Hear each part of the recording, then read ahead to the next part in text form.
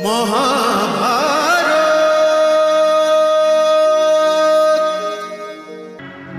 কান্নায় বিলাপ করা রাজভবনে আপনাকে স্বাগত জানাই পাণ্ডুপুত্র। চক্রবর্তী মহারাজ যুধিষ্ঠির, চরণ স্পর্শ করতে দেবেন না কাকাশ্রী?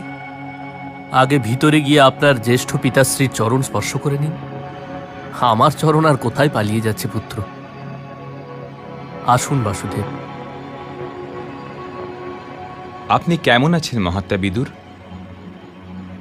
বর্তমান হস্তিনাপুরে এখন এই প্রশ্নের কোনো অর্থই নেই বাসুদেব, কিন্তু এই প্রশ্ন আপনি করেছেন,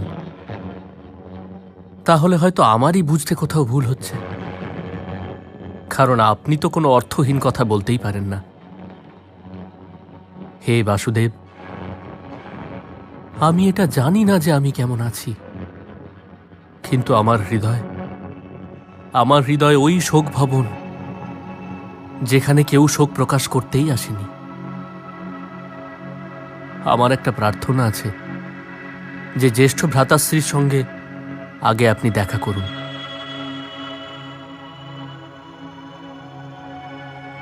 যেমন আপনার ইচ্ছা। আসুন, আসুন।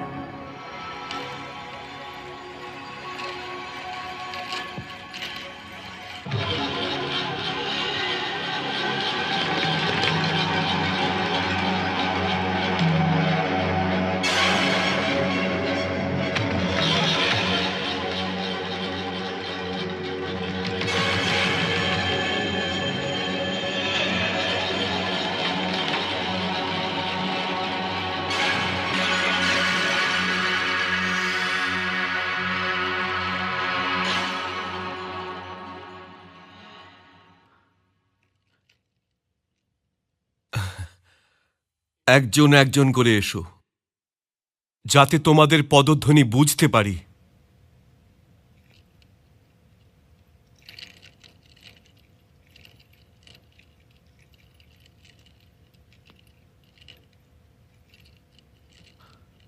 বাসুদেব, ভেঙে পড়া এই বৃক্ষের ছায়াতে তোমায় স্বাগত জানাই বাসুদেব। হস্তিনাপুর নরেশের সেবাতে বাসুদেব কৃষ্ণের সাদর প্রণাম।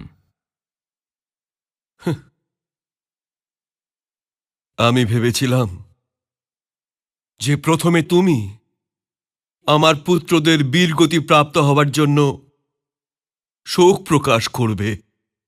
আমি খোশামত করায় বিশ্বাস রাখি না মহারাজ। বীরগতি প্রাপ্ত হওয়ার জন্য ওই পথ স্বয়ং ওরাই বেছে নিয়েছিল।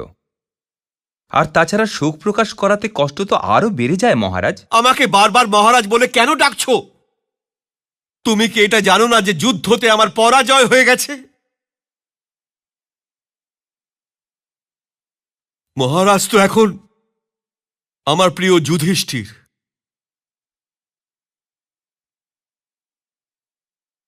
শান্তি প্রস্তাবের দিন তুমি ঠিকই বলেছিলে যে এই যুদ্ধের জন্য ইতিহাস আমাকে উত্তরদায়ী মনে করবে। এই যুদ্ধের জন্য ইতিহাস আপনাকে উত্তরদায়ী মনে করবে, কারণ আপনি হলেন এর জন্য উত্তরদায়ী মহারাজ। আমাকে বারবার তুমি মহারাজ বলে ডেকো না বাসুদেব।